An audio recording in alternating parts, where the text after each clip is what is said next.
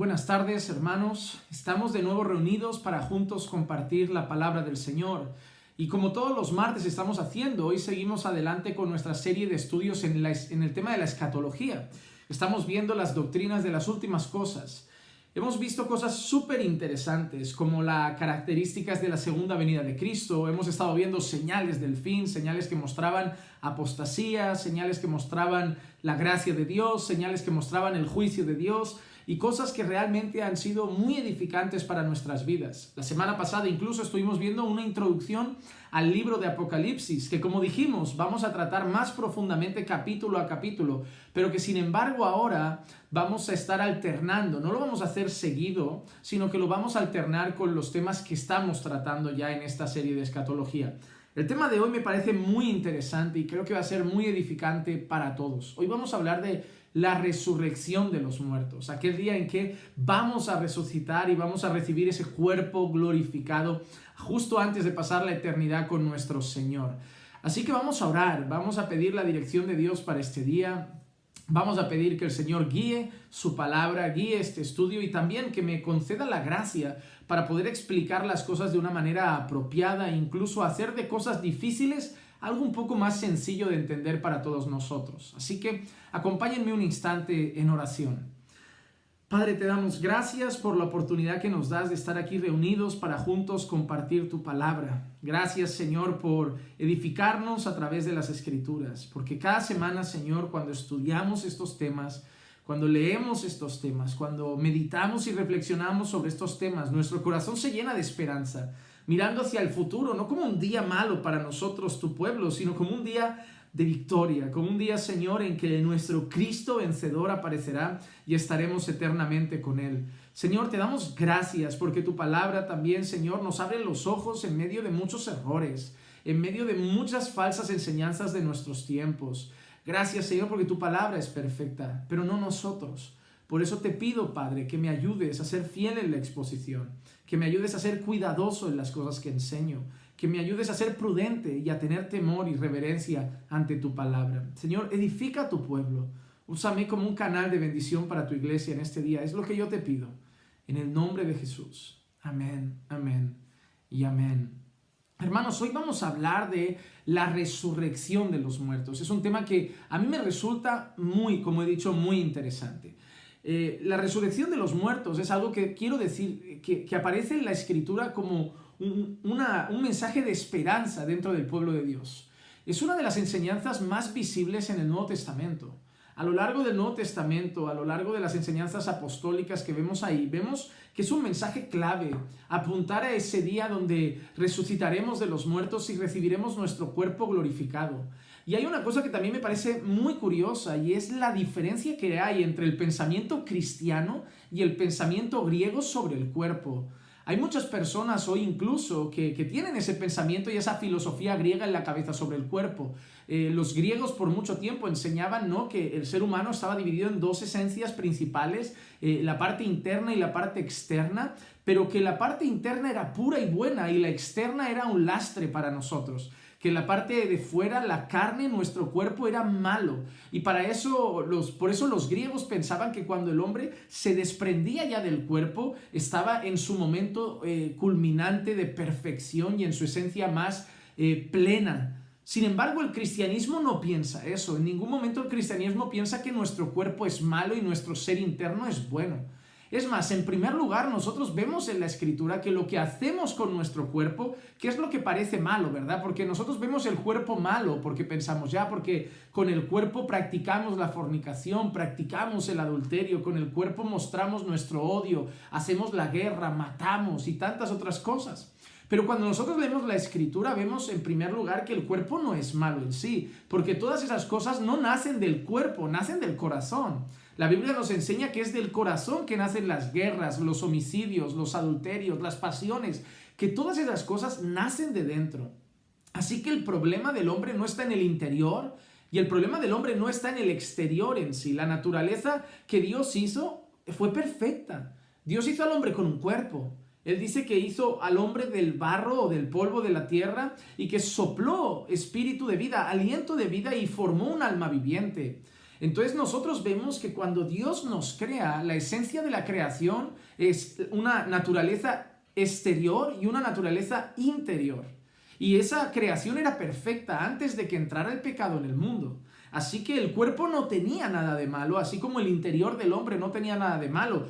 Dios nos hizo perfectos por completo. Sin embargo, el pecado trajo ese problema. Así que el problema en el hombre no está en su naturaleza interna o externa. El problema del hombre está en el pecado. En el pecado. El pecado es lo que trajo lo malo. El pecado es lo que trajo la maldición a la tierra, el castigo a la tierra, y todo el mal que sale del hombre no es fruto de la carne, es fruto del pecado en sí. Sí que luchamos con nuestra carne, pero cuando nosotros nos referimos a que luchamos con nuestra carne, nos referimos a que luchamos con nuestra carne caída, con nuestra naturaleza caída. Si no hubiera pecado, no tendríamos lucha con la carne. ¿Por qué entonces en la eternidad, por ejemplo, no habrá llanto, no habrá dolor, no habrá enfermedad? Si tendremos un cuerpo glorificado, tendremos un cuerpo, no seremos un fantasma, tendremos un cuerpo glorificado del que hablaremos hoy, pero porque no habrá pecado. Así que, a diferencia del pensamiento histórico y clásico griego que cree que esto es malo, esto físico es malo, esto no es realmente malo, porque el Señor nos hizo perfectos. Porque si esto fuera malo, diríamos que la naturaleza de Cristo estaría mal. Porque Cristo tuvo un cuerpo. Cuando el Hijo se encarna, cuando el Hijo es encarnado, Él tiene un cuerpo físico. ¿Por qué muchos pensadores griegos y muchos griegos históricamente decían que Cristo no era realmente humano? Ellos negaban la humanidad de Jesús. Porque como en su pensamiento la carne es mala, ellos tenían que enseñar que Cristo era un ser espiritual, pero no tenía carne. Porque si no tendrían que decir que o la carne no es mala o que Cristo era malo. Cristo tendría para ellos una parte mala si ellos reconocieran que la parte física de Jesús era real. Pero nosotros sabemos que Jesús tenía un cuerpo físico. Pero aún así Jesús no hizo nada malvado, no había adulterio, no había fornicación, no había envidias, no había rencores, deseos de guerra, ni maldad en él. Así que el problema no estaba en la carne. La diferencia entre Jesús y nosotros es que él fue sin pecado, sin pecado. Así que debemos partir de eso. La carne no es mala. Lo que hace mala nuestra carne es el pecado que habita en nosotros. El problema de nuestra carne está en el pecado que hay en nosotros. Por eso nosotros en la eternidad, cuando no haya más pecado, tendremos un cuerpo glorificado, seremos un ser con un cuerpo glorificado, como teníamos un cuerpo en el Edén cuando Dios nos hizo y no había pecado, y hasta que no hubo pecado no había nada de malo en la creación. Así que el problema de todo no nace en el cuerpo físico, nace en el pecado. Y eso se manifiesta exteriormente en el cuerpo, pero nace del corazón, donde nosotros ahí damos rienda suelta al pecado. Así que debemos entender en primer lugar eso. Y hoy vamos a ver ciertas cosas sobre el tema de la resurrección de los muertos. Esto era simplemente una introducción. Vamos a ver ciertas cosas. Vamos a ver cómo es la naturaleza, cómo se da esa resurrección. Vamos a ver cómo será ese cuerpo glorificado que vamos a recibir. Y vamos a ver, para empezar, creo que algo importante, porque es donde creo que nos separamos un poco de algunas corrientes, incluso dentro del movimiento evangélico. Vamos a hablar del momento de la resurrección, el momento de la resurrección de los muertos.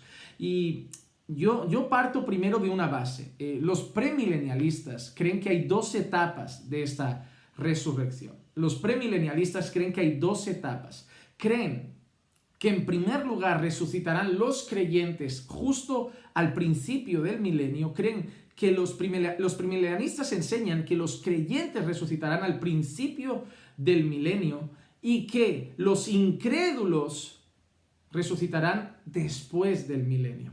Ese es el pensamiento de los premilenialistas históricos. Que en primer lugar, al principio del milenio, habrá una resurrección de los creyentes. Y en segundo lugar, habrá una resurrección de los incrédulos al final del milenio.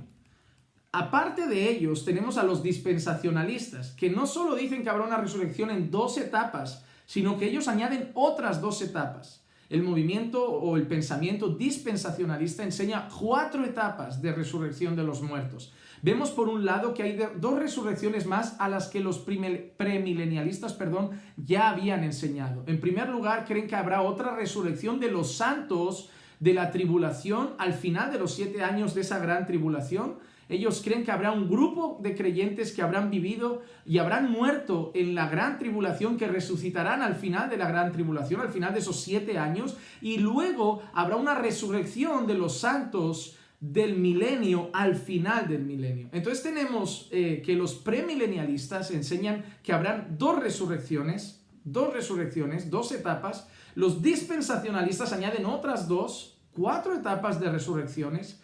Sin embargo, tengo que decir que en mi punto de vista solo habrá una resurrección, porque considero que la Biblia en su mayoría y en su totalidad apunta a una sola resurrección. Es más, incluso apunta que la resurrección de los creyentes y no creyentes será exactamente en el mismo momento. No habrán etapas diferentes, una resurrección de creyentes y luego una resurrección de incrédulos, sino que habrá una resurrección de creyentes e incrédulos en un mismo momento. Luego intentaré mostrar el texto base, sobre todo de los dispensacionalistas, de esa resurrección en distintas etapas. Solo es un texto el que suelen usar para este tema, solo un texto para el tema de la resurrección en diferentes etapas, pero yo prefiero decir que si solo tienen un texto y el resto de la Biblia está mostrando otra cosa, varios textos muestran otra cosa y juntan la resurrección de los incrédulos y la resurrección de los creyentes en un solo evento y en un solo momento, es muy posible que entonces esté malinterpretando ese pasaje, porque la Biblia no se contradice. Así que en primer lugar, vamos a Daniel 12 y el versículo 2. Daniel 12 y el versículo 2 dice: y muchos de los que duermen en el polvo de la tierra despertarán, unos para la vida eterna y otros para la ignominia, para el desprecio eterno. El profeta Daniel apunta a la resurrección de los muertos. Muchos de los que duermen en el polvo de la tierra despertarán. La palabra muchos en el hebreo a veces hace hincapié en un sentido general, en una totalidad de personas. Dice, muchos de los que duermen en el polvo de la tierra despertarán. Y mira que dice, unos despertarán para vida eterna y otros dice que despertarán para ignominia, para el desprecio eterno. Es decir, Daniel dice, muchos despertarán, unos para vida eterna y otros para castigo eterno. Pero no divide las etapas. Habla de una resurrección en que unos resucitarán para vida eterna y otros resucitarán para castigo eterno. Un solo suceso. Así que notamos que el pasaje menciona una resurrección de creyentes y de impíos al mismo tiempo, sin indicación alguna de dos grupos o etapas separadas por un largo periodo de tiempo, como enseñan otras corrientes en este sentido o en este tipo de doctrina de la resurrección de los muertos. Por ejemplo, si leemos Juan capítulo 5, versículos 28 y 29, no os admiréis de esto, porque viene la hora en que todos los que están en los sepulcros oirán su voz. Todos los que están en los sepulcros oirán su voz. No dice los creyentes oirán su voz y luego los impíos oirán su voz. Dice que habrá un día en que todos los que están en los sepulcros, todos los muertos oirán su voz. Y mira que sigue diciendo, y saldrán los que hicieron lo bueno a resurrección de vida y los que practicaron lo malo a resurrección de juicio. De golpe vemos a Daniel diciendo, todos resucitarán, unos para vida eterna, otros para castigo eterno. Y ahora vemos las palabras de Juan 5 diciendo, todos oirán la voz, los que están en los sepulcros, y saldrán. Unos, los que hicieron lo bueno a resurrección de vida, y los que practicaron lo malo a resurrección de juicio. ¿Ven la similitud de Daniel con el texto de Juan? Unos saldrán todos, unos a vida eterna y otros a castigo eterno. Juan dice, todos oirán la voz desde los sepulcros, saldrán, unos a resurrección de vida y otros a resurrección de juicio. Aquí también encontramos la resurrección de creyentes e incrédulos de forma conjunta. De forma conjunta. Entonces nosotros debemos notar en primer lugar que en un versículo previo Jesús utiliza una palabra que aparece mucho en textos de Juan, que es la palabra hora, y a lo largo de la Biblia también aparece para describir el periodo de tiempo durante el cual sus seguidores, sus discípulos, los creyentes serían regenerados. Juan 5:25, en verdad os digo que viene la hora, y ahora es cuando los muertos oirán la voz del Hijo de Dios, y los que oigan vivirán, y los que oigan vivirán. Entonces está usando esa expresión para referirse a aquel momento, a aquel día de la resurrección de los muertos. Y nos dice luego en los versículos siguientes que ese día Unos resucitarán para vida y otros resucitarán para juicio.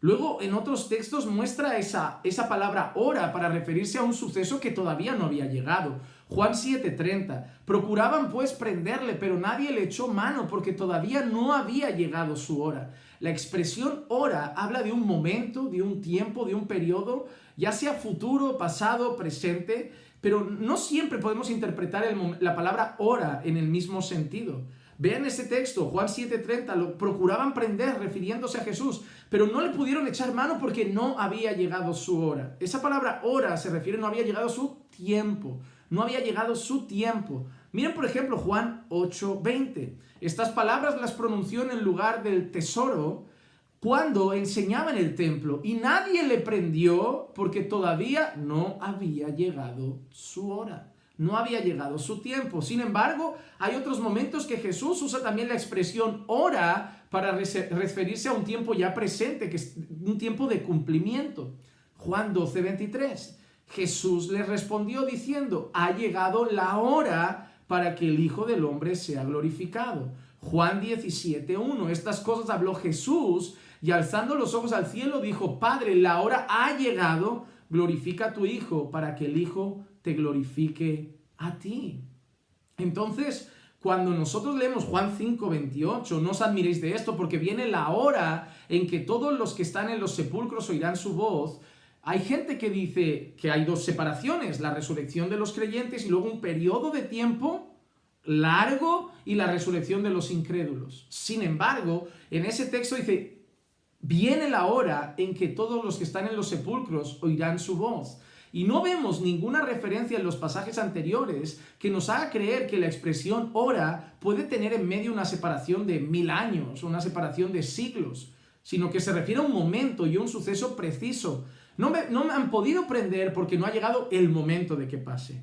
No me han podido prender porque no ha llegado el momento, la hora de que suceda. O Padre, ahora glorifícate en tu Hijo porque ha llegado la hora, es el momento. Cada vez que aparece la expresión la hora, se refiere a una cosa que va a pasar en ese momento, a un suceso que va a pasar en ese momento. Y no nos da a entender a un suceso que va a pasar en 1000 años, en una separación de 1000 años. Entonces, podemos pensar cuando leemos Juan 5:28, no os admiréis de esto porque viene la hora en que todos los que están en los sepulcros oirán su voz. No podemos pensar, yo pienso que no. Si la palabra hora es interpretada como una representación de un periodo de más de 1000 años, eso significaría que la voz de Jesús se va a estar escuchando durante 1000 años. Pero no, ese texto nos dice que llegará la hora, llega el momento en que Jesús hablará y todos en ese momento escucharán su voz. Y unos saldrán a resurrección de vida y otros saldrán a resurrección de muerte. No es verosímil pensar que la voz de Jesús pueda estar hablando durante 1000 años. Primero abra y salen los creyentes y luego sigue hablando para que después de 1000 años salgan los incrédulos o algo similar en un periodo separado de tiempo. No, habla de un momento concreto en que saldrán creyentes a vida, incrédulos, impíos a muerte. Lo que Jesús está diciendo es esto: en cierta hora del futuro se oirá mi voz. Y en aquel momento todos saldrán de la tumba, algunos a resurrección de vida y otros a resurrección de juicio. Pero tú dirás, bueno, ¿es Daniel? ¿Es Juan? Ya está. No, hay más pasajes que muestran una resurrección conjunta. Por ejemplo, Hechos, capítulo 24, versículo 14 y 15.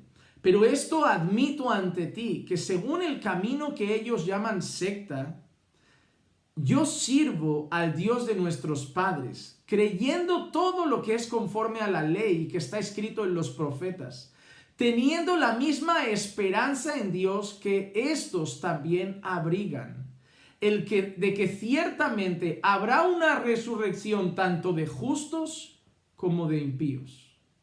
Habrá una resurrección tanto de justos como de impíos. Así que cada vez que nosotros vemos a los apóstoles hablar, incluso al mismo Jesús hablar, o vemos a profetas como Daniel hablar, hablan de la resurrección como un momento, no varias etapas, un momento, y que en esa resurrección resucitarán justos e injustos, unos para vida eterna y otros para condenación eterna. Además de eso, debemos entender que en el texto griego original, la palabra resurrección aparece como anastasin y es una palabra singular. No hace referencia a un plural, a varias cosas o a varios sucesos, sino a un solo suceso, la resurrección. Es una palabra que denota singularidad, una cosa, no varias. Entonces podemos ver también, por ejemplo, Apocalipsis, capítulo 20, versículos 11 al 15. Y vi un gran trono blanco y al que estaba sentado en él, de cuya presencia huyeron la tierra y el cielo, y no se halló lugar para ellos. Y vi a los muertos, grandes y pequeños, de pie delante del trono, y los libros fueron abiertos, y otro libro fue abierto, que es el libro de la vida. Y los muertos fueron juzgados por lo que estaba en el libro, por lo que estaba escrito en los libros, según sus obras. Y el mar entregó los muertos que estaban en él, y la muerte y el Hades entregaron los muertos que estaban en ellos, y fueron juzgados cada uno según sus obras. Y la muerte y el Hades fueron arrojados al lago de fuego. Esta es la muerte segunda, el lago de fuego. Y el que no se encontraba inscrito en el libro de la vida fue arrojado al lago de fuego. Tanto los premilenialistas históricos como los dispensacionalistas afirman que es en este pasaje que se describe que este pasaje describe únicamente resurrección de los incrédulos. Este texto es el que ellos principalmente usan para diferenciar la resurrección de los justos a la resurrección de los impíos. Ellos dicen que este texto concretamente habla solo de la resurrección de los incrédulos. Y sobre todo se centran en dos pasajes, en dos versículos que se encuentran, en tres, en el 4, el 5 y el 6. Apocalipsis 20, 4, 5 y 6 dice: también vi tronos y se sentaron sobre ellos, y se les concedió autoridad para juzgar, y vi las almas de los que habían sido decapitados por causa del testimonio de Jesús y de la palabra de Dios, y a los que no habían adorado a la bestia ni a su imagen, ni habían recibido la marca sobre su frente ni sobre su mano, y volvieron a la vida y reinaron con Cristo por 1000 años. Los demás muertos no volvieron a la vida hasta que se cumplieron los 1000 años. Esta es la primera resurrección. Bienaventurado y santo es el que tiene parte en la primera resurrección. La muerte segunda no tiene poder sobre estos, sino que serán sacerdotes de Dios y de Cristo y reinarán con él por 1000 años. La primera cosa que tengo que decir es que una de las grandes diferencias entre amilenialistas, dispensacionalistas, premilenialistas es la interpretación que se hace o que hacemos del libro de Apocalipsis. Yo creo que hay dos extremos muy malos. Gente que cree que todo en Apocalipsis son metáforas, todo es simbólico. Creo que no está bien. Creo que por otro lado está el error que yo creo que ha llevado a muchas doctrinas dispensacionalistas. Y es el hecho de creer que todo Apocalipsis es literal. Y creo que también es un error. Creo que cuando nosotros leemos Apocalipsis es inevitable saber que Apocalipsis hay mucha simbología. Y hay mucha metáfora, hay mucho símbolo. Entonces, ¿Apocalipsis es 100% metafórico, simbólico? No. ¿Es 100% literal? No. Apocalipsis requiere un estudio profundo porque tiene partes literales claramente y tiene partes simbólicas claramente. Y eso es evidente cuando lo estudiamos profundamente a la luz de toda la Escritura. Cuando nosotros leemos ese texto y hacemos un estudio más profundo, nosotros podemos entender, por ejemplo, que la primera muerte, entendemos que esa primera muerte física de los santos se refiere a la resurrección espiritual de ellos, a la vida eterna. Por otro lado, cuando vemos la primera muerte, la física de los impíos, vemos que puede referirse claramente a su separación de Dios, que es la fuente de vida. Por otro lado, tenemos esa primera muerte física de los santos como una entrada al cielo, que les evita sufrir esa segunda muerte espiritual. La segunda resurrección, esa física de los impíos, se refiere a su muerte espiritual claramente. Y la segunda muerte espiritual de los impíos es su separación eterna de Dios. Si nosotros entendemos ese pasaje a la luz de algo completamente literal, tenemos que empezar a entender que hay una contradicción con las Escrituras. Si yo creo realmente que hay varias muertes, varias vidas y varias resurrecciones, entonces empiezo a contradecir lo que hemos leído en Juan 5:29, los que hicieron lo bueno a resurrección de vida y los que practicaron lo malo a resurrección de juicio, cuando dice en el 28 que viene la hora en que todos los que están en los sepulcros oirán su voz y saldrán. Un acontecimiento, una resurrección. O como hemos dicho, Hechos 24:25, que habrá una resurrección tanto de justos como de impíos, en singular, una resurrección.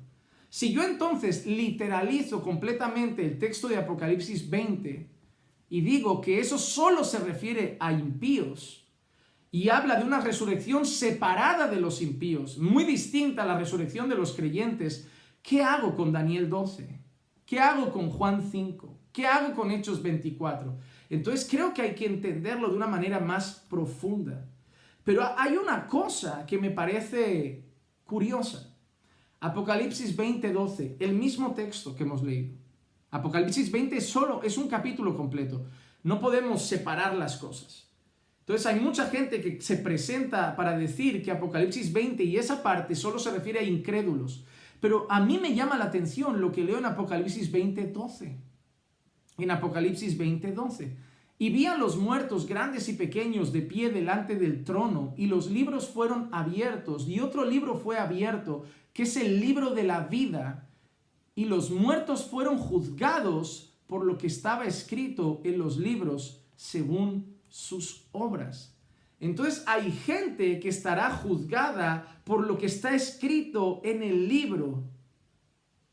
Hay gente que cuando leemos Apocalipsis 20 está escrita en el libro de la vida. Y hay gente que cuando leemos Apocalipsis 20 no está escrita en ese libro. Entonces, Apocalipsis 20 nos está mostrando unas personas escritas en un libro y otras personas no escritas en un libro. Y luego habla de vida, de muerte, de resurrección. Pero ahora yo me pregunto, ¿quiénes son los que están escritos en el libro? Los creyentes. Los creyentes. La Biblia habla claramente de eso. Que la evidencia de que nosotros somos parte del pueblo de Dios, una de ellas es que estamos escritos en el libro de la vida. Y Apocalipsis 20 muestra eso. Que hay gente que está escrita en el libro y hay gente que no está escrita en el libro. Y habrá un juicio en parte a eso. Y luego empieza, en los versículos anteriores ha dicho lo de la muerte segunda, y habla de esa resurrección, y habla de esa muerte, y habla de esas palabras, primera, segunda. Pero si yo literalizo eso, tengo que arrancar ese versículo, porque si arranco ese versículo puede llegar a parecer que solo habla de no creyentes. Pero si yo no arranco ese versículo y veo el contexto general del pasaje, me doy cuenta que hay creyentes y no creyentes. Así que tengo que empezar a entender que lo que me está diciendo ese pasaje, esos versículos 4, 5 y 6, me está hablando de algo que tiene que ver tanto con creyentes como no creyentes y entonces hacer mi interpretación en base a ese pasaje. No puedo sacar 3 versículos y decir, bueno, Daniel se equivoca, Juan se equivoca, Hechos se equivoca, porque aquí dice otra cosa. No, tengo que entender, Daniel dice una cosa, Juan dice una cosa, Hechos dice una cosa, es decir, los profetas anunciaron un mensaje, Jesús dice eso, los apóstoles dicen eso. Entonces tengo que entender que Apocalipsis no se contradice. Yo tengo que interpretar bien lo que está diciendo. Y claramente hace una referencia a una muerte física, a una muerte espiritual, a una separación de Dios de los impíos, a una separación eterna de Dios, a una vida eterna de los creyentes. Habla de esas cosas cuando hacemos, claro, una exégesis más profunda y lo analizamos en su idioma original, en su contexto original y bajo una teología bíblica, que es bajo el marco de toda la Biblia. Debemos recordar que todas las interpretaciones que hacemos la tenemos que hacer en contexto con toda la Escritura. Es algo que se aprende cuando uno estudia la palabra, que hay pasajes difíciles. ¿Y cómo se interpretan los pasajes difíciles? Ayudándonos de los más fáciles. Es decir, hay pasajes de la Biblia que enseñan cosas con mucha dificultad, pero hay otros que las muestran con mucha claridad. Pues esos pasajes que lo muestran con mucha claridad nos tienen que ayudar a tener la base de las enseñanzas en los pasajes que son más complejos. Y en este caso no podemos decir que hay una resurrección separada. No, Daniel la muestra en un solo evento, Juan 5 lo muestra en un solo evento, Hechos 24 lo muestra en un solo evento. Vemos pasajes claros que muestran que la resurrección de los creyentes será en la segunda venida de nuestro Señor. Ese es el momento de la resurrección. Así que en primer lugar, la resurrección no creo que sea en 2 etapas, y mucho menos en 4 etapas. Los premilenialistas por mucho tiempo enseñaron que eran 2 etapas. Luego llegaron los dispensacionalistas, hace 100 y pocos años, no mucho más. Deben entender eso también, que es una base doctrinal que no tiene ni 200 años de historia. Y empezaron a enseñar que hay 4 etapas. Ahí se complica mucho, hermano. Se complica mucho. Ya el premilenialismo tiene una base, pero aún así le falta solidez a mi parecer. Pero los dispensacionalistas que describen 4 etapas, para mí tienen mucha dificultad en las explicaciones. Porque entonces cuesta entender todos los otros textos. Y a veces cometemos ese error. Queremos complicar la escritura, que muchas veces es clara. Hemos leído Daniel. Y habrá una resurrección. Unos saldrán a vida y otros a muerte. Es sencillo. ¿A que sí? Una resurrección, unos a vida y una a muerte. Es sencillo. Simple. Juan 5. Y todos los que están en los sepulcros oirán mi voz. Y saldrán unos a vida y otros a muerte. Unos a gloria eterna, otros a castigo eterno. Es sencillo. Habrá resurrección, unos a vida, unos a muerte. Es sencillo. Es simple. Es simple. Hechos 24, como ha leído Pablo, habrá una resurrección tanto de justos como de injustos. Es sencillo. Es sencillo. Pero cuando llegamos a esos pasajes, nosotros muchas veces nos esforzamos por intentar complicar lo que la Biblia ha enseñado de forma clara. Y en este primer punto, para mí, lo que la Biblia ha enseñado de forma clara es que va a haber una resurrección, y ese momento de la resurrección será tanto de creyentes como de no creyentes. Ahora vamos al segundo punto. ¿Cuándo se da la resurrección de los muertos? Y ahora, claro, si tú eres de los que piensa que hay varias etapas, este segundo punto no te va a parecer correcto. Si eres de los que piensa que hay 4 etapas, este segundo punto tampoco te va a parecer correcto, así como no te habrá parecido correcto el primero, pero que espero que a la luz de las Escrituras veas que hay más textos que refuerzan una sola resurrección que un texto que usan para dar a entender varias etapas, incluso que no se ponen de acuerdo entre 2 etapas o 4 etapas. Pero durante siglos y siglos de historia se ha enseñado una sola resurrección. Entonces, este segundo punto habla de cuándo será esa resurrección de los creyentes, y considero que es un acontecimiento y que será claramente y evidentemente en la segunda venida de Cristo. En la segunda venida de Cristo. Primera de Tesalonicenses, capítulo 4, versículo 16, pues el Señor mismo descenderá del cielo con voz de mando, con voz de arcángel y con trompeta de Dios. Vemos, Jesús descenderá él mismo del cielo, como habíamos enseñado, visible, personal, físico. Entonces él mismo descenderá y vendrá con voz de arcángel, con trompeta de Dios, con voz de mando. No será algo escondido ni secreto. Entonces ese texto claramente menciona la segunda venida de Cristo. Algo llamativo, todo ojo lo verá. Y dice, y los muertos en Cristo se levantarán primero. Hay un orden, tú hay que decirlo, hay un orden. Los muertos en Cristo se levantarán primero. No que no se vayan a levantar los impíos, sino que los muertos en Cristo se levantarán primero. Vamos, por ejemplo, a Filipenses 3, 20 y 21. Porque nuestra ciudadanía está en los cielos, de donde también ansiosamente esperamos a un Salvador. Pablo dice que espera a un Salvador que viene de los cielos, el Señor Jesucristo, el cual transformará el cuerpo de nuestro estado de humillación en conformidad al cuerpo de su gloria, por el ejercicio del poder que tiene aún para sujetar todas las cosas a sí mismo.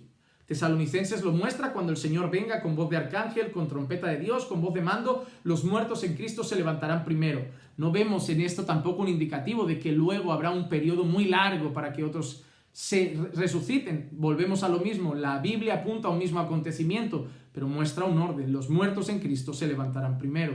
¿Qué vemos aquí también? Esperamos a un Salvador, a nuestro Señor Jesucristo, que transformará el cuerpo de nuestro estado de humillación en conformidad al cuerpo de gloria. Habla de ese momento en que recibiremos ese cuerpo glorificado. ¿Y qué dice? Que lo hará en el regreso, en el regreso. Pablo dice que esperamos ansiosamente el regreso de nuestro Señor desde los cielos. Pablo dice, estamos esperando la segunda venida de Cristo y en ese momento recibiremos ese cuerpo de gloria. Así que la resurrección de Cristo se dará la resurrección, perdón, de los creyentes, de los impíos, la resurrección de los muertos se dará en el momento de la segunda venida de Cristo. Primera carta a los Corintios, capítulo 15, versículo 23 y 24. Pero a cada uno en su debido orden. Cristo las primicias. Luego los que son de Cristo en su venida, entonces vendrá el fin, cuando Él entregue el reino al Dios y Padre, después que haya abolido todo el dominio y toda autoridad y poder. Mira, además en este orden, coloca a Cristo incluso. Dice, cada uno en su debido orden. Cristo, las primicias. Luego los que son de Cristo en su venida. ¿Cuándo hay esa resurrección? En su venida. Y apuntando a la segunda venida de Cristo. Y habla de Cristo como la primicia. ¿Por qué? Porque la resurrección de Jesús es la marca, la primicia, la evidencia de que nosotros también resucitaremos con Él. Juan 6:40. Porque esta es la voluntad de mi Padre, que todo aquel que vea al Hijo y cree en Él tenga vida eterna, y yo mismo lo resucitaré en el día final. En el día final, apuntando otra vez a la segunda venida de Cristo. En el día final. Juan 6:39. Y esta es la voluntad del que me envió, que de todo lo que Él me ha dado yo no pierda nada, sino que lo resucite en el día final. Segunda venida de Cristo. Juan 6:44. Nadie puede venir a mí si no lo trae el Padre que me envió, y yo lo resucitaré en el día final. Segunda venida de Cristo. Juan 6:54. El que come mi carne y bebe mi sangre tiene vida eterna, y yo lo resucitaré en el día final. Según el premilenialismo, tanto histórico como los dispensacionalistas, se supone que el momento en que los creyentes han de ser resucitados es anterior, justo anterior, en 1000 años a este día final. Según ellos, lo que va a suceder sucederá 1000 años antes. La resurrección se dará antes del día final. Sin embargo, ¿cómo puede haber esos 1000 años de separación cuando Cristo mismo está diciendo constantemente, los voy a resucitar en el día final? Entonces, que ese día final tiene una separación, resucitaré a unos y luego pasarán 1000 años o unos cuantos años según 2 etapas o 4 etapas y resucitaré a otros. Entonces, hay cosas que no cuadran, hay cosas que no. Jesús mismo también habla de una resurrección en el día final, pero algunos se atreven a decir, no, es que esa expresión en el día final hace referencia a una resurrección y no a otra. Pero Jesús habla de los creyentes. Jesús se refiere a los creyentes. ¿Cómo puede un periodo de tiempo que es 1000 años antes de ser el fin llamado el día postrero? Si son 1000 años antes, no puede llamarse el día postrero o el día final. No lo llamaría así, como algo que apunta al final de todo. Entonces, yo con los textos de Juan 5, con los textos de Hechos 24, con Daniel 12, yo no veo base para decir que hay 2 etapas de resurrección ni 4. Yo no la veo. Vuelvo a decir, estos textos, estas enseñanzas y doctrinas, primero no me parecen primarias como para separarnos y enfadarnos, solo que yo no lo veo. Yo no lo veo en las Escrituras. Luego, cuando leo Juan 6 y leo tantos versículos, 44, 54, todos los versículos que hemos leído, Jesús hablando de los creyentes, los que han creído en mí, los que me han visto, los que han creído, yo los resucitaré en el día final. Los que comen mi carne, yo los resucitaré en el día final. Lo resucitaré, habla de una resurrección y habla de los creyentes que han creído en Él. Eso lo estaban escuchando sus discípulos. Ahora yo te pregunto, los discípulos que estaban ahí y escuchan a Jesús diciendo, el que cree en mí, lo resucitaré en el día final. ¿Qué piensan? Que será resucitado una vez y en el día final. ¿Recuerdan la muerte de Lázaro? Cuando sale su hermana corriendo y le dijo, tranquila, va a resucitar. Y le dice, ya lo sé, en la resurrección de los muertos, en la resurrección de los muertos. No habla las resurrecciones, varias etapas. Ella también tenía conciencia de esa enseñanza y sabía que su hermano, al ser un hombre que había depositado la fe en Cristo, resucitaría en el día final, en el día de la resurrección de los muertos. Así que la resurrección de los muertos, para mí, bíblicamente, es una etapa, tanto de creyentes como de no creyentes. No he citado un versículo. Yo sé que Apocalipsis 20 es usado por muchos para hablar de eso, de varias etapas, pero hagan ese contraste. Yo les pido un poco también de humildad, humildad a la hora de estudiar las Escrituras. ¿Por qué lo digo? Primero, yo amo de corazón a dispensacionalistas, premilenialistas, tengo grandes pastores que leo sus libros y materiales y son dispensacionalistas y son hombres temerosos del Señor. Y tengo hermanos en la fe, creyentes firmes en el Señor que son dispensacionalistas, premilenialistas. Y me he sentado con ellos a hablar de esto. Y cuando me hablan del tema de la resurrección y me hablan de las etapas, solo se vuelcan en Apocalipsis 20, 4 al 6. Apocalipsis 20, 4 al 6. Pero en primer lugar, lo que les he dicho, quitan de Apocalipsis 20, que consideran que ese momento solo habla de incrédulos. Quitan de Apocalipsis 20 esa parte que menciona gente que está en el libro, no solo no creyentes. Y omiten Juan 5, omiten Juan 6, omiten Daniel 12, omiten Hechos 24 y empiezan a mostrar todos esos versículos. Casi siempre te dirán, sí, hablan de la resurrección, de creyentes y no creyentes, pero no de un momento, habla de que resucitarán todos. Solo te dirán eso, pero toda la vida, históricamente y bíblicamente, la doctrina histórica que más se ha enseñado durante siglos ha sido una resurrección en el día final, tanto de creyentes como de incrédulos. Así que esa es la parte del estudio de hoy que nos puede separar, a algunos, es decir, nos puede separar a premilenialistas, dispensacionalistas, amilenialistas, según lo que piensen de 2 etapas, 4 etapas, 1 etapa. Así que algunos esta primera parte, estos 2 primeros puntos de cuántas etapas tendría y en qué momento sería, algunos estarán de acuerdo y otros no. Solo espero que todo sea en base a la Escritura y espero que no sea en base a 2 o 3 versículos de Apocalipsis, sino a una teología bíblica y lo que dice toda la Escritura. Después de esto, ahora yo creo que todos estamos de acuerdo en lo que vamos a seguir viendo. Los primeros puntos he querido tocar los que nos dividen quizá, pero para mí tampoco es motivo para enfadarme con un hermano.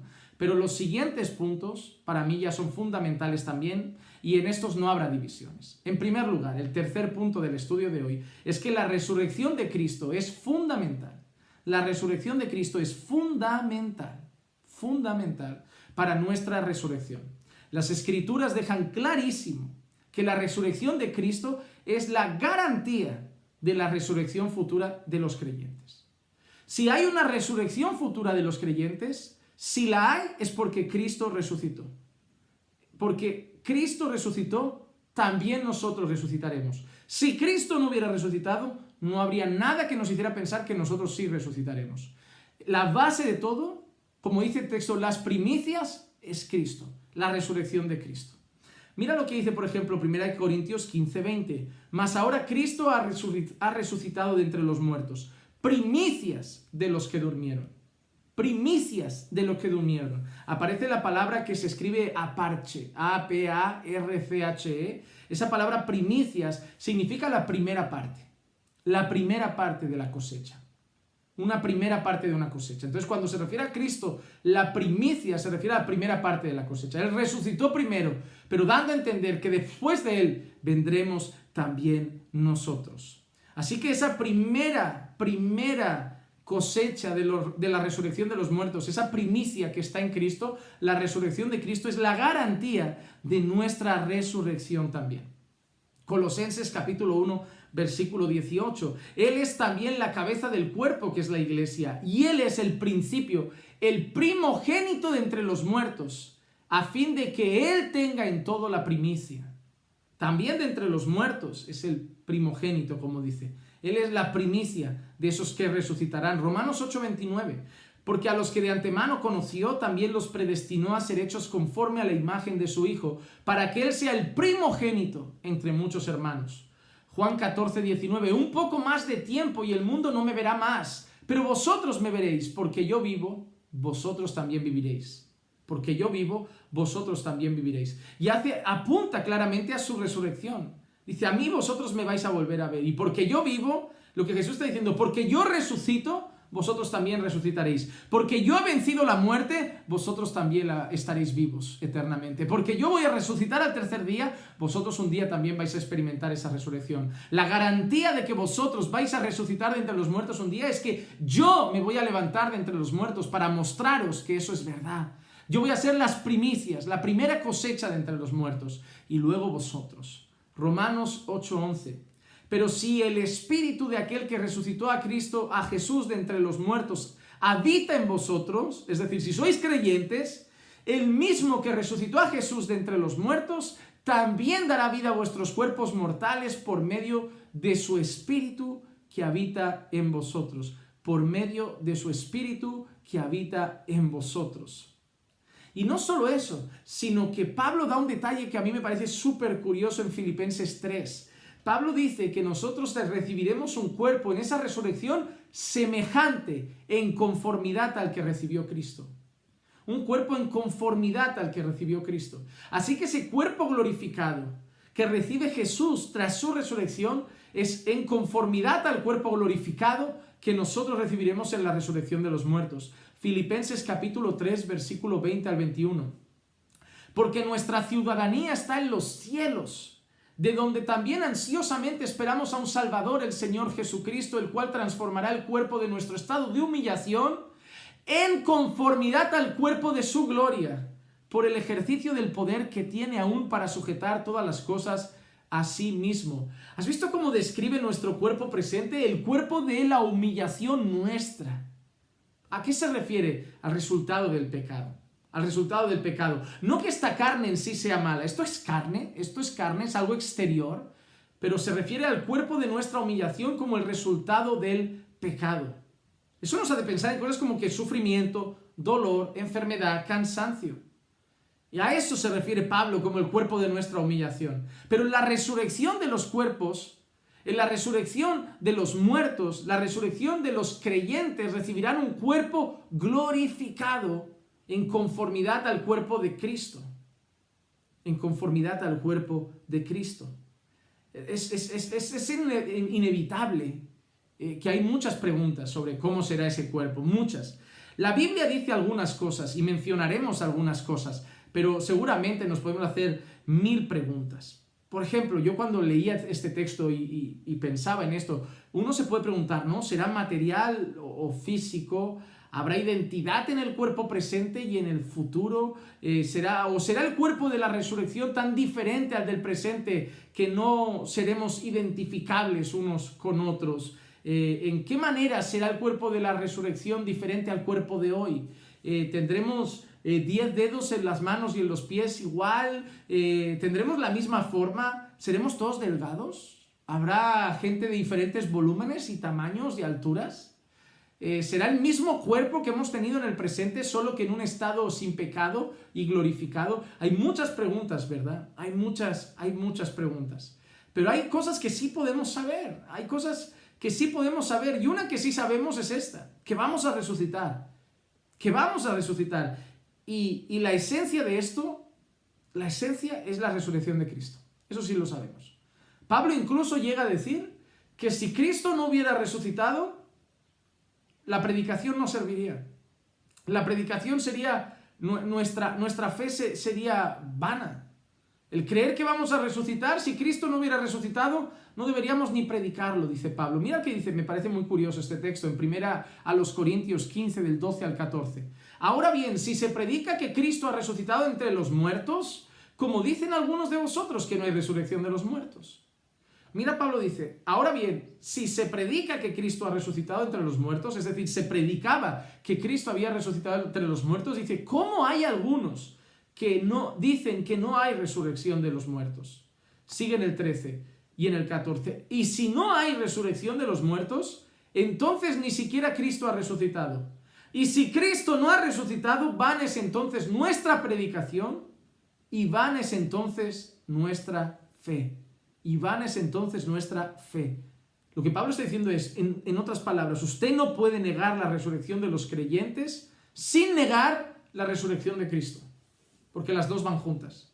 Si nosotros no resucitamos es porque Jesús entonces no ha resucitado. Y si Jesús no ha resucitado, ¿para qué predicar? Vana es nuestra fe. Es decir, si Jesús no ha resucitado, ¿para qué predicar? Si Él se ha quedado muerto, si la muerte lo ha vencido, ¿para qué predicar? Vana es nuestra fe. Pero Pablo dice, se predica que Cristo ha resucitado. Y como Cristo ha resucitado, predicamos que nosotros también resucitaremos. Porque si nosotros no vamos a resucitar es solamente porque Cristo no ha resucitado. Y si no ha resucitado Cristo, la muerte no ha sido vencida. Entonces, ¿para qué predicar? Vámonos todos. Pero nosotros enseñamos que la muerte fue vencida, que Cristo resucitó de los muertos y entonces, por consiguiente, nosotros también resucitaremos. La esencia de la resurrección del creyente está en la esencia de la resurrección de Cristo. Y eso Pablo lo deja muy claro. Primera carta a los Corintios 15, 20, 21 y 22. Mas ahora Cristo ha resucitado entre los muertos, primicia de los que durmieron. Porque ya que la muerte entró por un hombre, también por un hombre vino la resurrección de los muertos. Por Adán vino la muerte, por Adán vino el pecado, por Cristo vendrá la resurrección de los muertos. Porque así como en Adán todos mueren, también en Cristo todos serán vivificados. Así como en Adán, los que están en Adán, los que se quedan en Adán, todos morirán. Los que no están en Cristo y se quedan en Adán, todos morirán. Así los que están en Cristo, los que han creído el Evangelio, los que se han arrepentido de sus pecados y ahora están en Cristo, ellos resucitarán. Ellos resucitarán. Mira lo que termina diciendo en el versículo 26 de su primera carta a los Corintios y el capítulo 15. Y el último enemigo que será abolido es la muerte. Y el último enemigo que será abolido es la muerte. El último enemigo vencido por nuestro Señor Jesús, la muerte. Así que hemos visto las etapas de la resurrección o etapa, hemos visto el momento de la resurrección y hemos visto la esencia de la resurrección de Cristo como base de nuestra propia resurrección. Ahora vamos a ver la naturaleza de la resurrección. ¿Cómo va a ser la resurrección de los muertos? Ahora Pablo también, y voy a usar primera carta a los Corintios, capítulo 15, versículos 35 al 38, Pablo también empieza a analizar la manera como se llevará a cabo la resurrección. Dice, pero alguno dirá, ¿cómo resucitan los muertos? ¿Cómo resucitan los muertos? ¿Y con qué clase de cuerpo vienen? Dice, necio, lo que tú siembras no llega a tener vida si antes no muere. Y lo que siembras, no siembras el cuerpo que nacerá, sino el grano desnudo, quizá de trigo o de alguna otra especie. Pero Dios le da un cuerpo como Él quiso y a cada semilla su propio cuerpo. Lo que Pablo está queriendo decir aquí simplemente es, ustedes los que dudan de la posibilidad de la resurrección física, consideren la maravilla de la siembra de una semilla. Dice, ustedes siembran un grano de trigo en la tierra. El grano muere como grano, pero a su debido tiempo Dios hará brotar de él una planta completamente diferente. ¿Ves lo que está diciendo por esta ilustración Pablo? Primero, así como la nueva planta no aparece a menos que haya muerte de la semilla, muerte del grano, así la resurrección gloriosa no aparecerá hasta que esta primera semilla, este grano, no haya muerto. Así como también la apariencia del grano será diferente a la de la planta cuando ella nazca de la tierra, así nuestro cuerpo también será diferente cuando salga de la tierra y hayamos resucitado en gloria. ¿Qué ilustración más maravillosa, ¿verdad? Pablo dice esto. Pablo dice, coges un grano una semilla no sé, pienso en planta, una semilla de un árbol frutal, una semilla de maíz, que nosotros plantamos maíz hace poquito. Entonces, piensa en un grano de maíz, lo echas ahí en el suelo y ese grano se empieza a quebrar, se empieza a romper, muere. El grano en sí ya no estará. Tú echas un grano, la tierra lo cubre y ahí ese grano se va. Pero ¿qué nace de ese grano después? ¿Qué sale después de la tierra? Una planta completamente diferente, mucho más majestuosa a ese grano.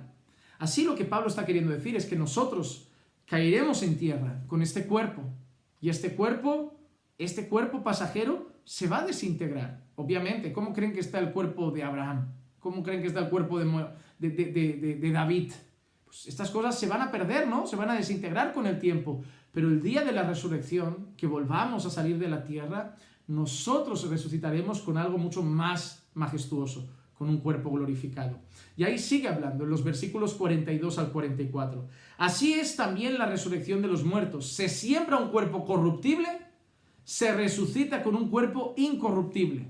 Se siembra en deshonra, se resucita en gloria. Se siembra en debilidad, se resucita en poder. Se siembra un cuerpo natural, se resucita un cuerpo espiritual. Si hay un cuerpo natural, hay también un cuerpo espiritual.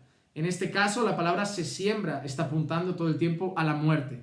Enterramos un cuerpo, como dice, un cuerpo natural, cosecharemos un cuerpo espiritual. Enterraremos un cuerpo corruptible, cosecharemos un cuerpo incorruptible. Enterraremos un cuerpo deshonroso, cosecharemos un cuerpo glorificado. Enterraremos un cuerpo débil, cosecharemos un cuerpo con poder. Y vemos esos 4 contrastes. El primero de los 4 contrastes habla de corrupción e incorrupción. Dice, nuestros cuerpos presentes, dice que son corruptos. Corruptos. La semilla de la enfermedad, la muerte está en ellos. Vemos muerte, vemos enfermedad. Así que es solo una cuestión de tiempo que nosotros muramos. Este cuerpo está corrupto, está corrompido. Y es cuestión de tiempo que nosotros muramos. La enfermedad llega, los días pasan y tarde o temprano este cuerpo que está corrompido, corrupto, este cuerpo va a morir. ¿Y qué resucitará? Un cuerpo incorruptible. Un cuerpo incorruptible. Ya no habrá enfermedad. Ya no habrá más muerte. Así como la enfermedad, la muerte llega a este cuerpo corruptible, resucitará un cuerpo incorruptible, incapaz de enfermarse, incapaz de morir. Ahí vamos a la segunda parte que dice Pablo. Ahora Pablo dice que se siembra un cuerpo en deshonra y se recoge un cuerpo en gloria. La palabra deshonra aquí en griego es la palabra atimia. Y la palabra en gloria, la palabra que aparece ahí es la palabra doxa. La palabra doxa. Y hacemos una cosa que es muy curiosa. Tratamos de honrar a los muertos, ¿verdad? En ese momento tan trágico del entierro. Los vestimos del modo más adecuado. Les proveemos un ataúd hermoso, rodeado de flores. Pero la realidad es que el entierro es deshonroso. Entierro es deshonroso. Es un momento en que nosotros, un pedazo de carne, desciende al sepulcro. Desciende al sepulcro.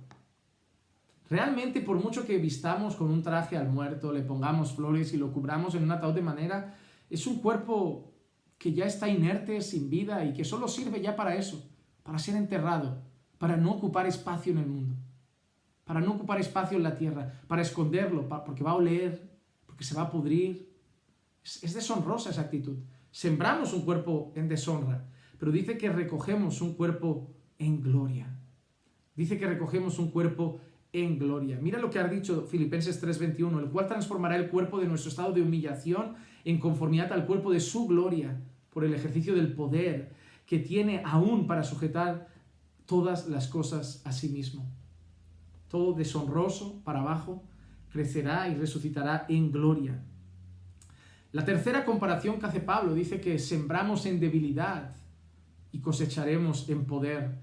La palabra debilidad aquí es la palabra asteneia y luego la palabra poder es la palabra dinamis. Dinamis aparece bastante también, por ejemplo, en el libro de Hechos aparece en más de una ocasión la palabra dinamis refiriéndose a poder. Y es verdad, nuestro cuerpo natural es débil, ¿verdad? Después de trabajar unas horas o de hacer un poco de ejercicio, ya nos cansamos y necesitamos descanso. Llegamos agotados después de 8 horas de trabajo, nos tiramos en el sofá, necesitamos descansar, necesitamos dormir, necesitamos recuperar las fuerzas. Entonces nos damos cuenta también que constantemente somos conscientes de nuestra debilidad. Necesitamos descansar porque nuestro cuerpo es débil.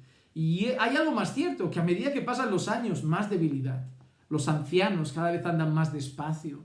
Conforme llega el momento de enterrar ese cuerpo débil, conforme llega el momento de morir, la debilidad es más evidente, la gente anciana cada vez menos fuerte, cada vez con menos energía, cada vez con más problemas de respiración, cada vez con mayor agotamiento. Y eso es lo que sembramos. Sembramos un cuerpo débil. Pero dice que resucitará un cuerpo en dinamis, en poder. Lo que no sabemos es cómo será revelado ese cuerpo en poder. No lo sabemos. Hay cosas, como digo, que sabremos cuando las veamos. Pero una de las cosas que podemos pensar es que no habrá cansancio.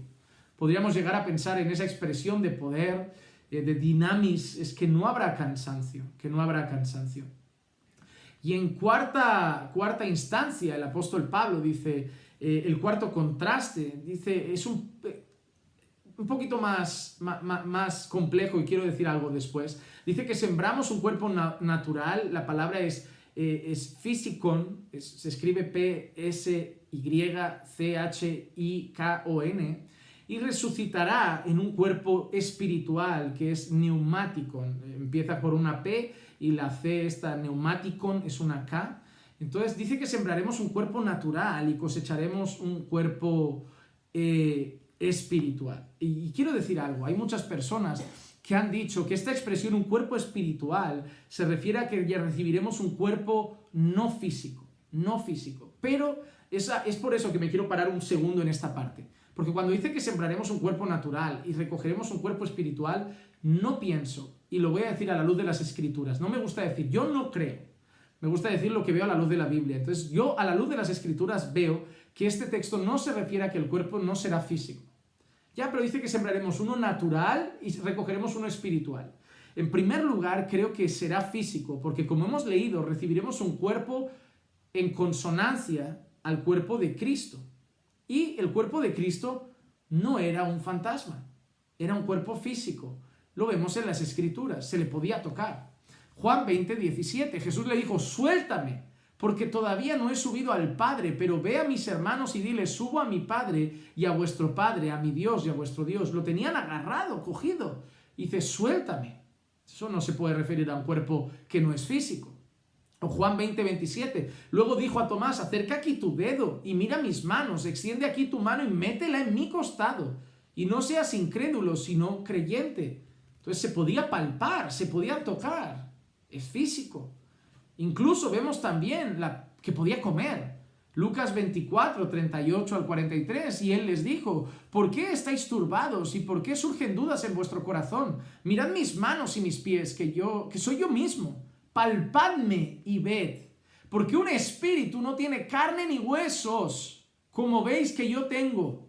Carne y huesos, como veis que yo tengo. Y cuando dijo esto, les mostró las manos y los pies. Como ellos todavía no le creían a causa de la alegría y que estaban asombrados, les dijo, ¿tenéis algo de comer? Entonces ellos le presentaron parte de un pescado asado y él tomó y comió delante de ellos. Y dice que es como ellos no creían, es decir, ellos quisieron mostrarles, el Señor Jesús les quiso mostrar que su cuerpo era físico. Dice, palpadme, tengo cuerpo, tengo carne, palpadme. Y además dice, bueno, traedme algo de comer. Y comió delante de ellos, como decir, los fantasmas, los espíritus, los entes, no comen. Soy un cuerpo físico.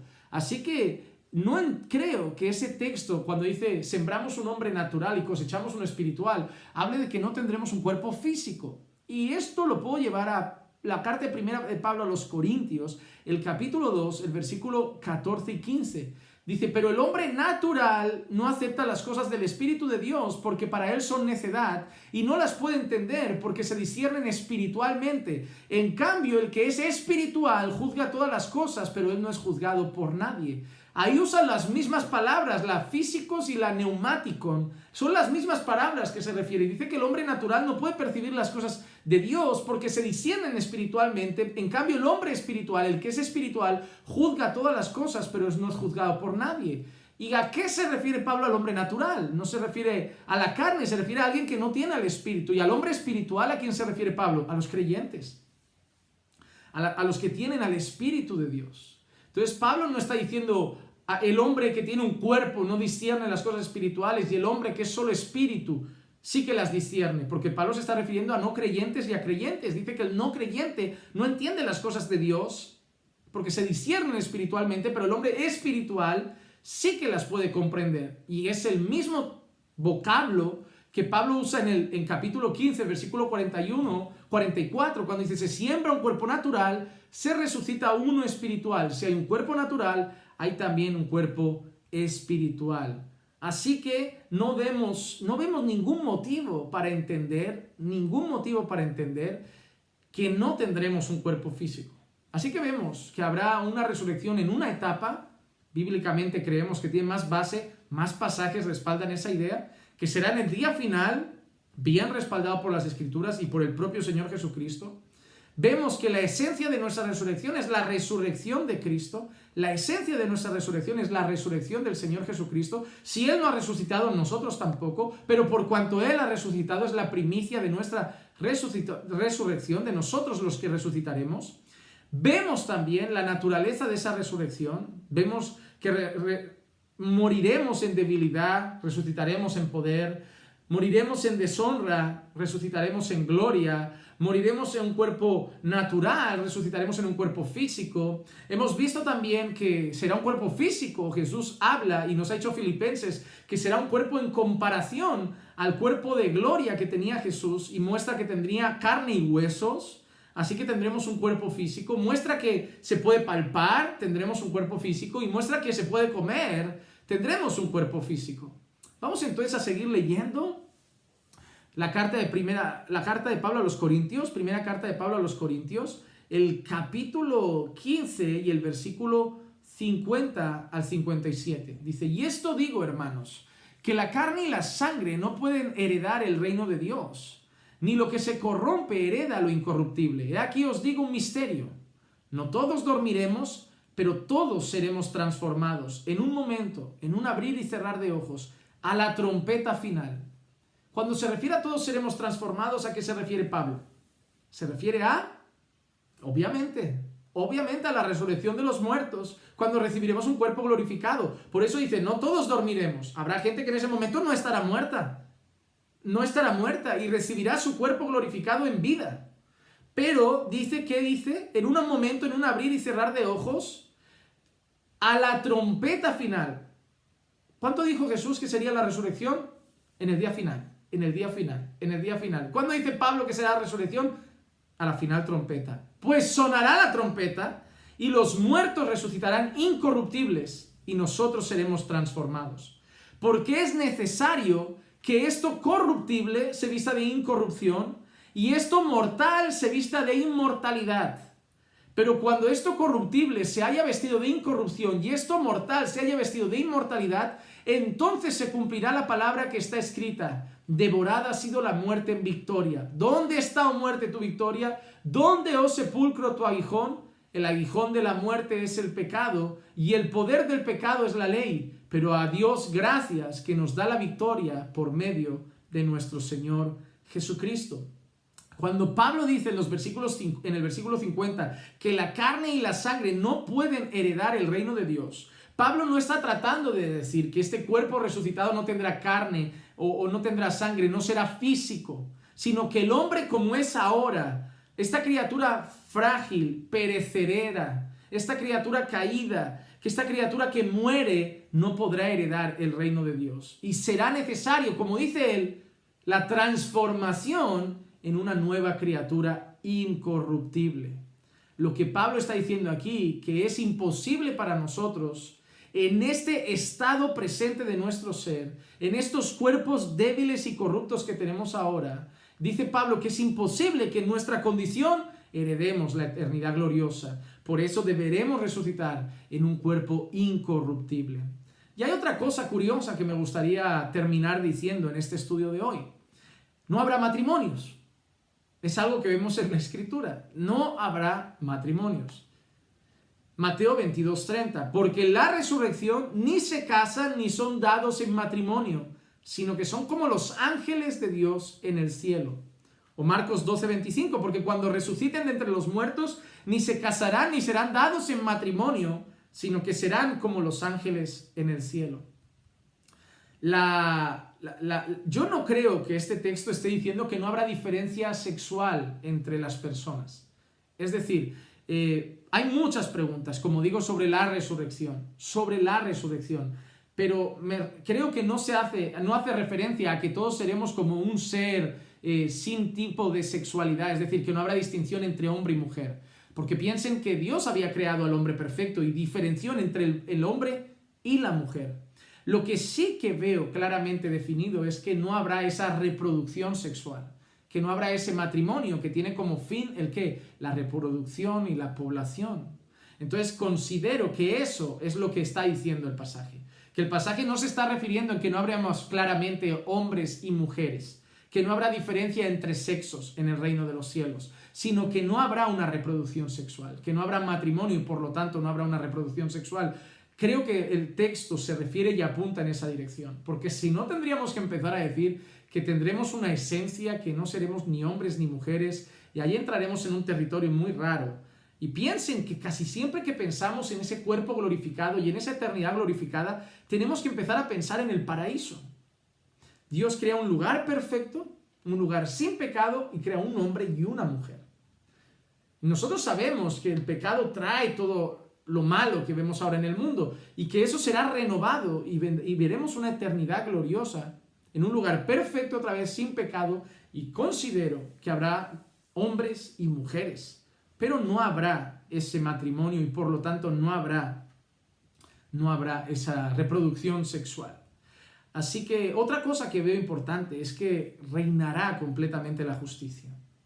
Será una resurrección en la que en esa nueva vida reinará completamente la justicia. Apocalipsis 21:4, Él enjuagará toda lágrima de sus ojos, y ya no habrá muerte, ni habrá más duelo, ni clamor, ni dolor, porque las primeras cosas han pasado. Y sí que es verdad que hay muchas preguntas, ¿verdad?, en relación a cómo será ese cuerpo. Pero yo prefiero parar aquí por un simple motivo. Hay personas que cuando algo en la Biblia no está muy claro, improvisan. Es decir, pues puede ser esto, puede ser aquello otro, y empiezan a dar detalles que no están en la Escritura. Lo que piensan, lo que creen, lo que intuyen. Y yo prefiero, ¿saben?, para no dármelas de listo y decir, yo es que sé más, yo veo lo que otros no ven, yo veo incluso lo que no está, decir, miren, la Escritura esto es lo que nos muestra. Y hay muchas cosas que no nos muestra. Hay muchas preguntas que sabremos después. Pablo dice en su primera carta a los Corintios, capítulo 2 y versículo 9, como está escrito, cosas que ojo no vio, ni oído oyó, ni han entrado en el corazón del hombre, son las que Dios ha preparado para los que le aman. Hay cosas que Dios nos va a mostrar en la eternidad gloriosa en su presencia que ahora no sabemos, ni conocemos, ni vamos a saber. Así que de lo que sí dice la Biblia en cuanto a la resurrección de los muertos, recapitulo con este resumen rápido.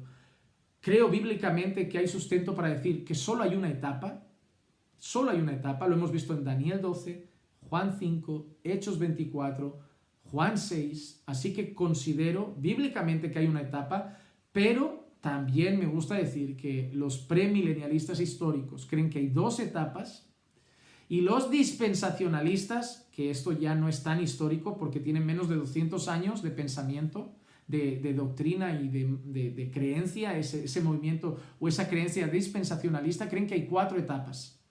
No digo que sea más listo que ninguno, no digo que unos sean más listos y otros más tontos, solo quiero que sepan que hay un pensamiento que es premilenialista que cree que hay 2 etapas, incluso uno dispensacionalista con el que sí que difiero mucho más, que cree que hay 4 etapas.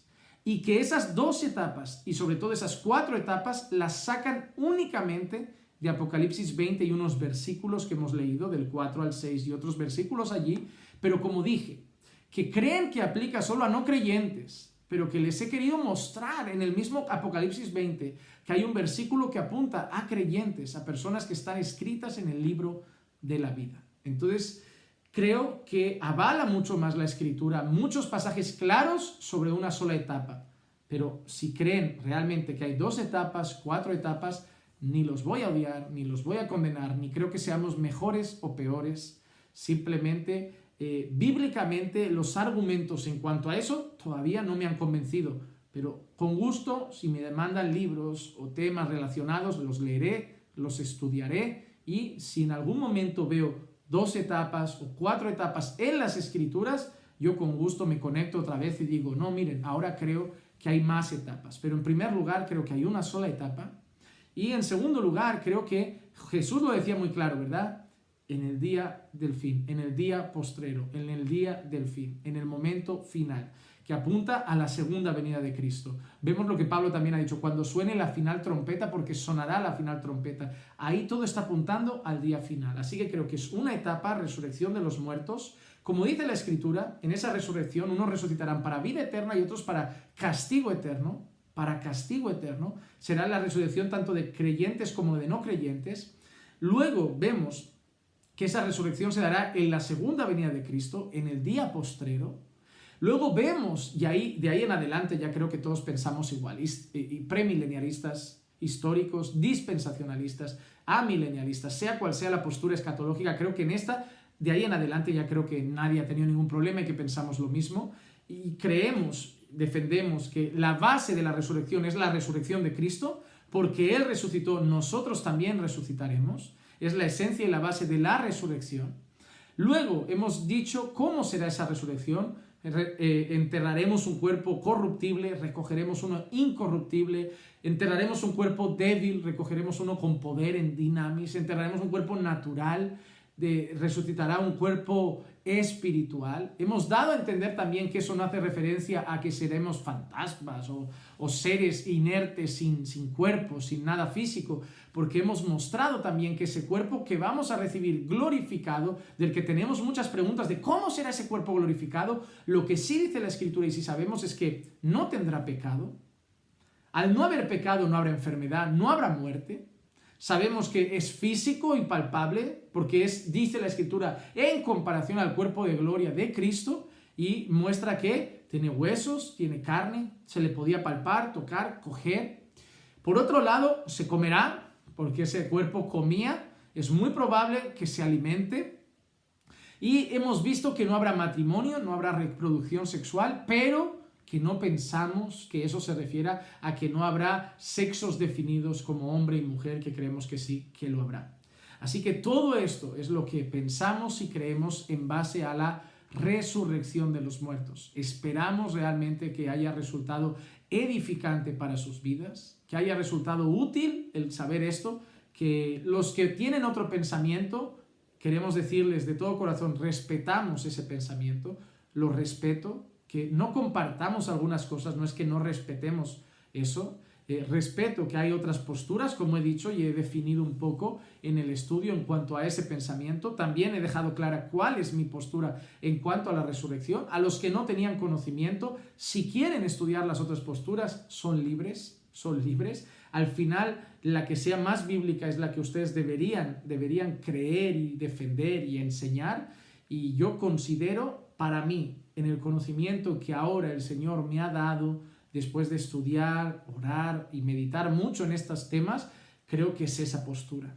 Una sola etapa, en el final de los tiempos, un cuerpo físico, glorificado, se podrá palpar, se comerá como Jesús ha mostrado, no habrá sexo, incorruptible, sin muerte, sin pecado, y todo en base a una cosa, la resurrección de Cristo.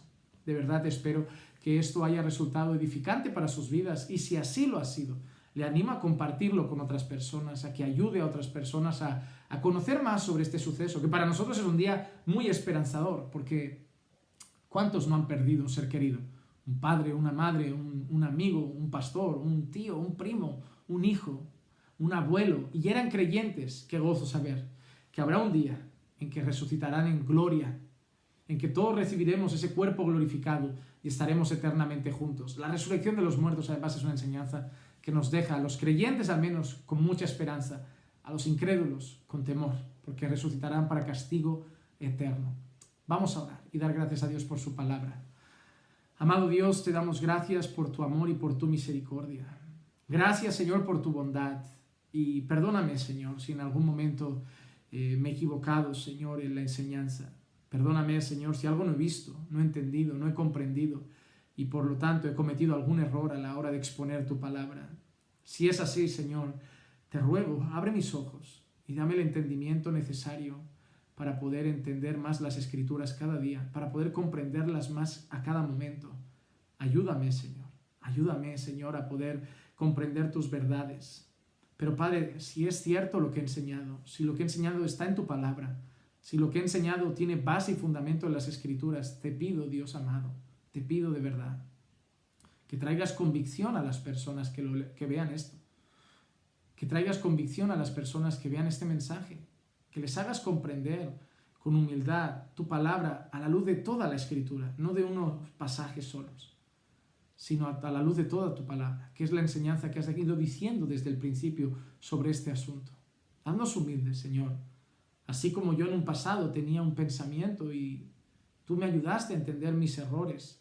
Si hay alguien que está en un error, también hácelo entender. Si soy yo, a mí. Si son otros hermanos, a ellos. Pero al final, Señor, lo que te pedimos es que nos lleves a la verdad, nos conduzcas a la verdad. Ayúdanos, Señor, ayúdanos. Y pon nuestra esperanza en eso, en que un día, Señor, recibiremos un cuerpo glorificado. Resucitaremos, Señor, con ese cuerpo glorificado, así como resucitó Cristo. y en ello tenemos nuestra esperanza. Gracias, Padre, por todo. En el nombre de Jesús. Amén, amén y amén. Hermanos, hasta aquí la enseñanza de hoy. Que la gracia y la paz de nuestro Señor Jesucristo sea con todos y cada uno de ustedes. Y recuerden que los amamos en el Señor.